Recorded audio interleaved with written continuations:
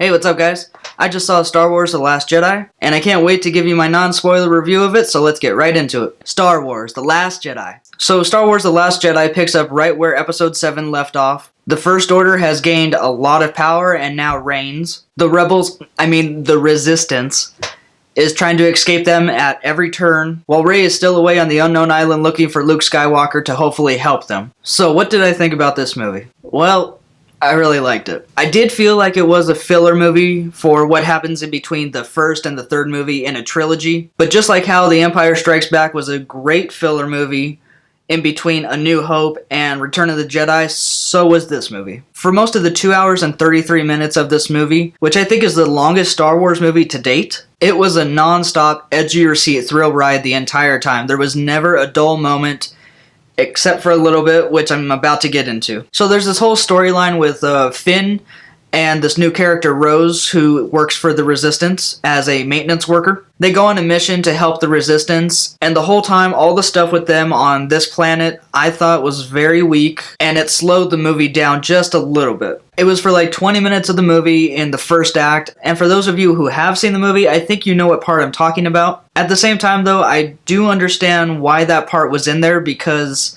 it ties in with the plot and the story, but I thought they could have gone about it in a different way and made it way more exciting. Plus, not to mention, that part with them had a lot of forced animal cruelty messages in them, and it just made me think to myself, why is this super heavy-handed message in a Star Wars movie? Don't get me wrong, animal cruelty is a horrible thing and I do not support it. I just didn't like how spoon-fed it was to the audience that animal cruelty is bad, animal cruelty is bad, animal cruelty is bad. Yeah, we get it already. I think if you really wanted to put that message in your Star Wars movie you're making, you could have done it in a way that was way more subtle than how it was done. Anyways, from there, let's talk about the characters and some of their arcs, because there are a lot of characters in this movie, but almost every one of them had a really good arc. So let's start off with Daisy Ridley as Rey. I think she is a great addition to this new trilogy, and I'm glad that we're following her for the most part, because there's just some likability to her that I can't explain, but she is just a great actress that every time she's on screen, I am glued to her character the whole time. Her stuff in this movie with Mark Hamill's Luke Skywalker and Adam Driver's Kylo Ren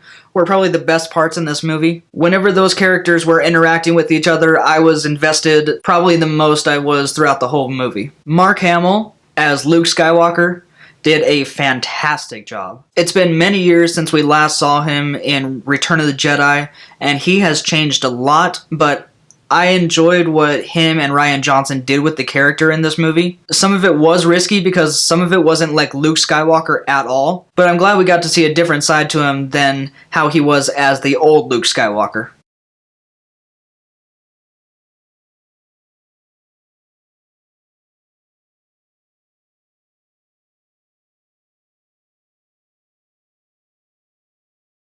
Adam Driver as Kylo Ren was awesome too. There's something just so magnetic about his performance that he's become one of my favorite new bad guys. No one will ever beat Darth Vader in my eyes as the best Star Wars villain, but Adam Driver as Kylo Ren is a great second runner-up. Also, there's a little theory I want to get to about this movie between Rey and Kylo, or Ben Solo, before I go to anything else. So probably the most popular fan theory about this new trilogy, the sequel trilogy, is that Rey and Kylo will eventually come together and become a couple, and through their love for each other, the Force will finally be at balance. It's kind of based off of yin and yang. You know, you have the dark to balance out the light, but you also have the light to balance out the dark as well. I don't know, it just seems like they're dropping little hints here and there that might be what comes to fruition in Episode 9, and I really hope it does, because I could really see them together, and it's a very cute theory, but it also is a theory that makes a lot of sense. Let's move on to Andy Serkis as Snoke. You know, we didn't get to see a lot of Snoke in Episode 7, The Force Awakens, so I was glad that we got a lot more with him in this movie. I was actually a lot more impressed with him as a character than I thought I would be. He was a very influential character in Episode 8, and no spoilers, but let's just say that Snoke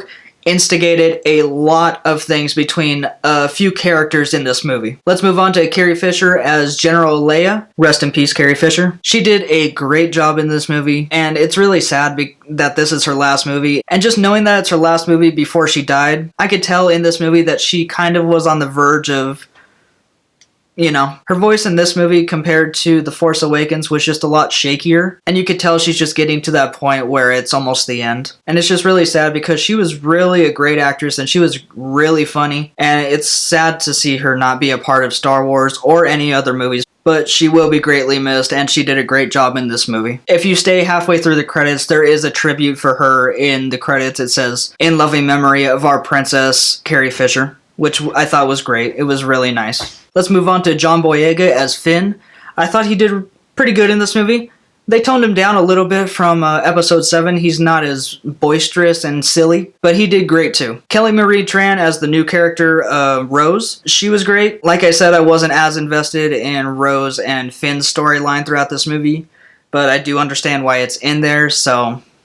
But even though I wasn't invested in their story as much as the rest of the movie, they are both still really good actors. Oscar Isaac as Poe Dameron, he did a great job too. He has this arc in the movie. He starts out as somebody that's, no pun intended, a rebel, and he just doesn't listen to orders from General Leia at all. And Leia doesn't think he is a leader at all in the beginning of the movie. But then by the end of the movie, he is a leader that Leia respects. Also, I forgot to touch on Finn's arc. His arc is all he cares about in The Force Awakens and some of this movie is finding Rey, getting back together with Rey. Where is Rey? Where is Rey? Where is Rey? But by the end of the movie, he actually learns not to be selfish, and he helps the Resistance to go after the First Order. And he actually learns not to run from them anymore and not to be scared of them anymore, but to actually take them on head on. And then finally, Laura Dern in this movie as Holdo. She was really great as an actor. I just didn't really care for her character that much. I will say her arc was really nice though.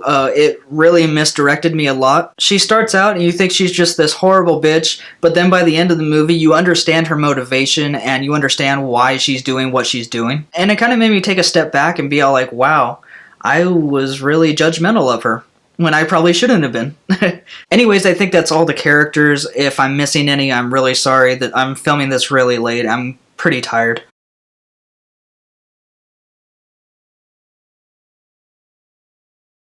But to finish up, I just wanted to say a couple things about Rian Johnson as a director. He is amazing. I didn't care for Looper too much. There were a lot of plot holes in it, but this movie, he really won me over. There were beautiful cinematic shots. The cinematography was beautiful. The lighting all the time was perfect. The colors were perfect all the time. The space battles, if you don't go to Star Wars for anything else than the space battles, with this movie, I think you will be actually very happy because the space battles in this were amazing. They were gorgeous to look at. And yeah, that's it. That's all I got.